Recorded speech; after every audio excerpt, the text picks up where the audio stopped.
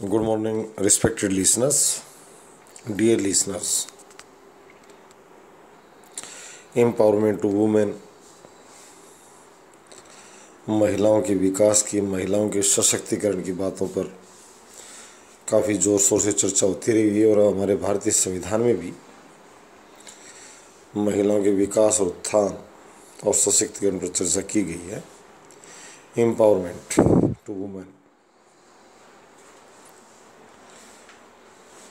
महिलाएं शिक्षित हो चुकी हैं। शिक्षा बढ़ी। आज भारत में स्नातक स्तर की शिक्षा प्राप्त करोड़ों महिलाएं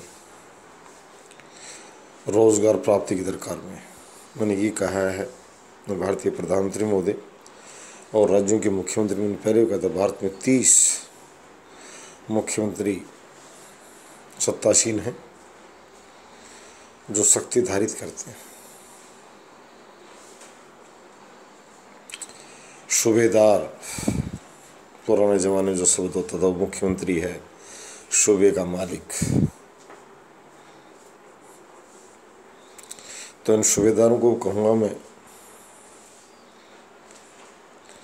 कि महिलाएं रोज़गार की दरकार में हैं, ज़रूरत में हैं।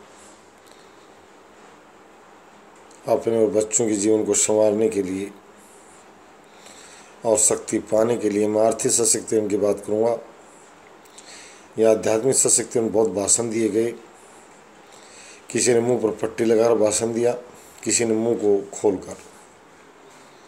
आध्यात्मिक विकास बहुत चुका हमारा है। हजारों सालों से भाषण सुनते सुनते कान पक चुके हैं। सत्य, अहिंसा, विश्व बंधुत्व, वसुधैव कुटुंबकम, ये बातें चलती रही, परंतु साथ साथ कहा भूखे भजन होने गोपाला। केजरीवाल की आम आदमी पार्टी या आम आदमी पार्टी जो पंजाब में सरकार है, वो 1000 रुपये 18 वर्ष से बड़ी महिलाओं के लिए घोषित किया है और शायद लागू भी कर दिया। सत्ता आने के बाद पंजाब में वो शपथ ले चुके हैं भगवंत मान। विरोधी पार्टियां आलोचना कर रही हैं। लोकतंत्र में अधिकार होता आलोचना करने का, नीतियों का, परंतु आलोचकों से मैं कहूँगा कि वो जॉब राइट की बात करें। वो कहीं 1000 से होता क्या, वो ये सीखे। 1000 से 0 की तरफ ना बढ़े तो वो स्वयं जरूर खुश हो सकते हैं, परंतु उन्हें नहीं बोलना चाहिए कि खुद के पैर पर कुल्हाड़ी मार रहे। मैं खुद कांग्रेस के युवराज को कहूँगा, राहुल गांधी जो कांग्रेसियों के लिए कांग्रेसियों का कप्तान है, कि आपके पिताजी 425 सांसदों के साथ प्रधानमंत्री बने थे और आप कब सोचोगे 425 के साथ प्रधानमंत्री बनने की। मैंने ये नहीं कहा कब बनोगे, मैंने कहा कब सोचोगे, ताकि मास मूवमेंट चले। कम्युनिस्ट से कहूँगा 67 में श्रीमती इंदिरा गांधी की सरकार कम्युनिस्ट टेबल पर केंद्र में चलती थी। राजनीतिक शक्ति का पुंज पश्चिम बंगाल में 32 साल तक धुआंधार सरकार चलाने वाले केरल और त्रिपुरा। आज वो शक्ति कहाँ जा रही है? और फोर्ब्स की सूची में स्थान पाने वाली श्रीमती मायावती, वो कहाँ जा रही है? इन लोगों को मैं कह रहा हूँ वर्तमान केंद्रीय स्तर पर अलग अलग चर्चा न करके बीजेपी यानी सत्ताधारी दल वर्सेस बनाम विपक्ष, या कोई भी भारतीय जनता पार्टी के सामने कद्दावर दल नहीं है। सभी छोटू मोटू दल जितने भी हैं वो जन मुद्दे लेकर इकट्ठे हो सकते हैं अगर सत्ता प्राप्ति चाहते हैं तो, और जनता से वोट प्राप्त करना चाहते हैं। छोटू मोटू को इकट्ठा होना पड़ेगा मतभेद बुलाकर, तभी वो केंद्र की वर्तमान सरकार की आलोचना करने की स्थिति बनते हैं कि आज ये सरकार ऐसा कर रही है, हम ऐसा करेंगे। और ऐसा कब करेंगे उनको पता, जो भी बता पाएंगे कि हम मिलकर सरकार ऐसे बनाएंगे। लोगों को पता है 40 से बाहर ममता बनर्जी के पास क्या है और 25 से बाहर जगन के पास क्या है, 17 से बाहर चंद्रशेखर राव के पास क्या है और 21 से बाहर बीजेडी के पास क्या है। मैं उन लोगों को बताना चाहता हूँ जो उनकी अधिकतम शक्ति जानते हैं, उनका प्रभाव क्षेत्र है। जितनी बात तो बाद की। और कांग्रेस अपनी वर्तमान स्थिति को बचा ले तो ऐसी स्थिति से गुजर रही है तो एक बहुत बड़ी उपलब्धि होगी। तो भारत की राजनीतिक परिस्थितियाँ ऐसी हैं कि केंद्र में जो 2024 का जो चुनाव आ रहा है, मैं जॉब राइट पर मैं चाह रहा हूँ कि डिबेट हो, पक्ष और विपक्ष, राजनीति नहीं।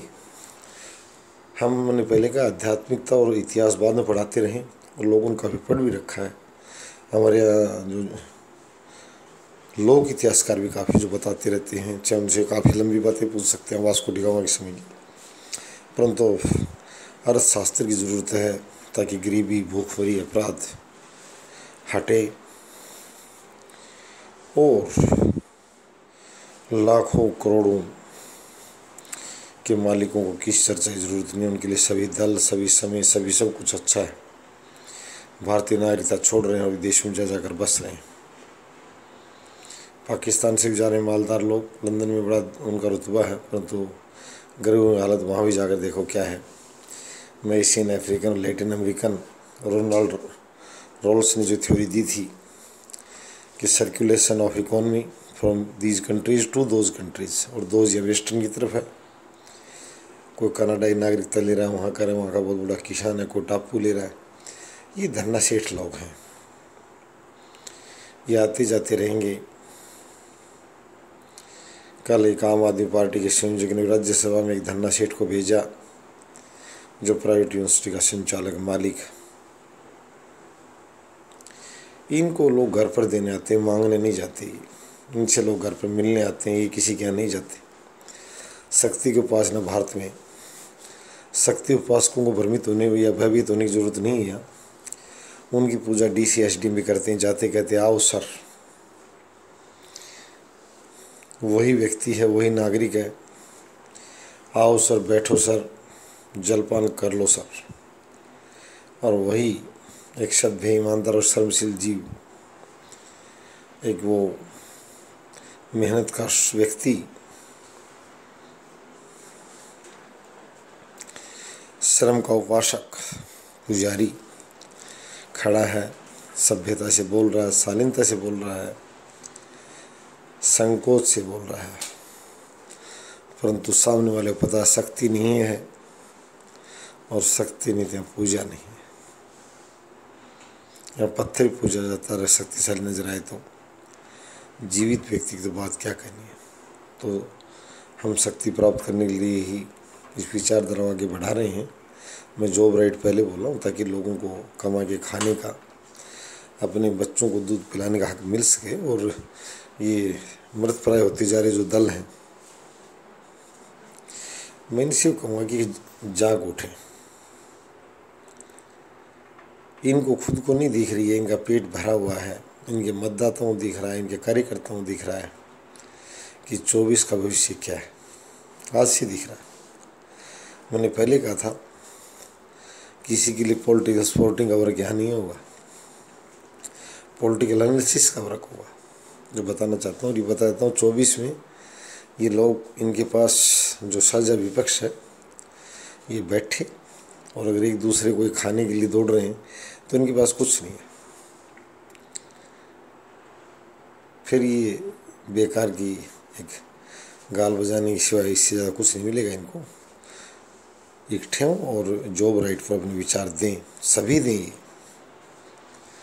PDP की भी महबूबा मुफ्ती, वहाँ भी गरीब बच्चे जो हैं शोषण के शिकार हैं।